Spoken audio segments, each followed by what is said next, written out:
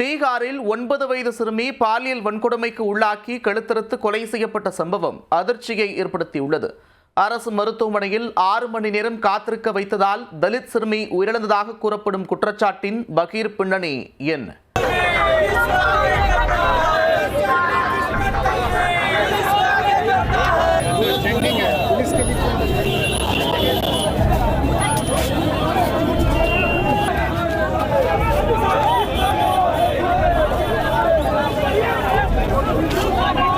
பீகார் மாநிலம் முசாபர்பூர் மாவட்டத்தில் சிறுமி ஒருவர் தனது வீட்டின் அருகே விளையாடிக் கொண்டிருந்தார்.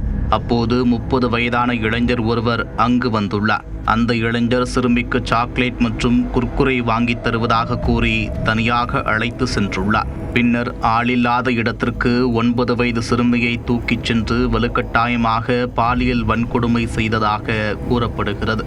இதனையடுத்து கத்தியால் சிறுமியின் உடலில் 20 இடங்களில் வெட்டிய கொடூரன் கழுத்தையும் மறுத்துவிட்டு தப்பி ஓடியுள்ளார்.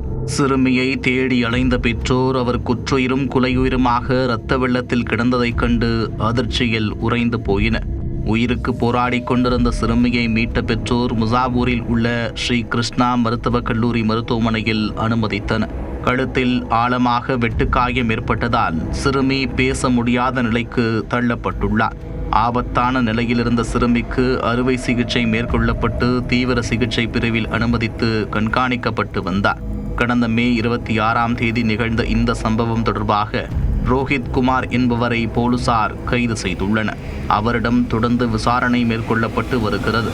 இதனிடையே முசாபர்பூர் மருத்துவமனையில் சிகிச்சை பெற்று வந்த சிறுமியின் உடல்நிலை கடந்த சனிக்கிழமை மிகவும் மோசமடைந்துள்ளது. இதனால் மேல் சிகிச்சைக்காக பாட்னாவில் உள்ள மருத்துவக் கல்லூரி மருத்துவமனைக்கு மாற்ற மருத்துவர்கள் பரிந்துரைத்துள்ளனர். உடனே அவரின் பெற்றோர் சிறுமியை பாட்னாவிற்கு அழைத்து சென்றுள்ளனர்.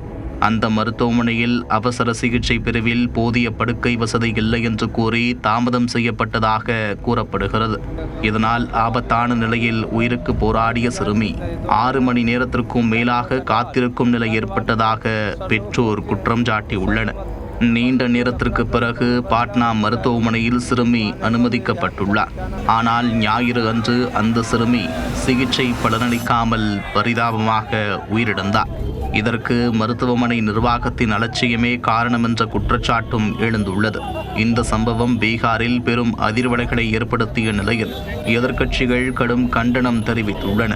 இது தொடர்பாக உரிய விசாரணை மேற்கொண்டு நடவடிக்கை எடுக்கப்படும் என மாநில சுகாதாரத்துறை தெரிவித்துள்ளது.